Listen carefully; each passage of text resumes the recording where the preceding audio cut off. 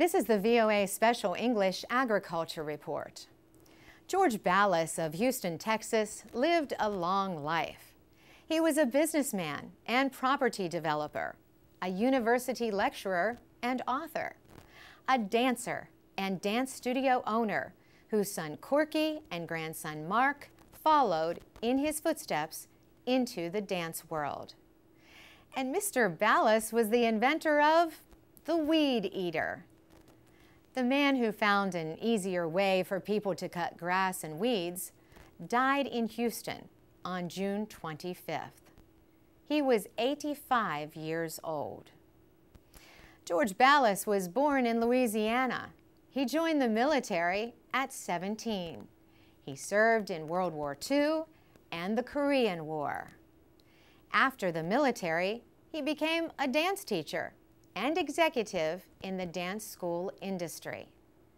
In the 1950s, he built a dance studio of his own in Houston. People called it the biggest in the world. Dance City, USA had 120 teachers. Mr. Ballas sold the studio in 1964. By the early 70s, he was on to the next big thing. The idea had come to him at a car wash. He watched the needle-like bristles of the brushes as they went round and round against his car. Could a similar idea be used to cut grass in places out of reach of someone pushing a lawnmower? To find out, he placed lengths of fishing line through holes in a tin can. He attached the can to the spinning part of a motorized grass edger. The result?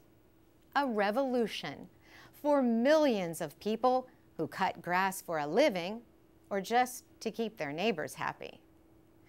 George Ballas became known as the Weed King. And he once told the Houston Chronicle, "A weed eater comes along once in a lifetime." His invention grew into a company which he later sold. Today, his idea lives on in a new generation of string trimmers and edgers that people often call weed whackers. The noise may not be the nicest, but neither is a loud mower. Trimmers work well in corners and along walls and fences. They also avoid the use of chemicals and the labor of pulling weeds by hand. Of course, in the wrong hands, a weed whacker can do damage like any other power tool. The high-speed cutting line can whack pieces out of trees, wood fences, stone surfaces, or bird baths.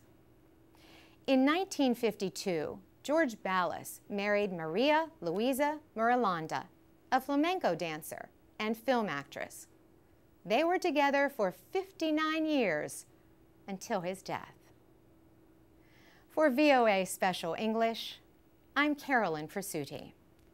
You can find Voice of America's daily news and information service for people learning English at voaspecialenglish.com.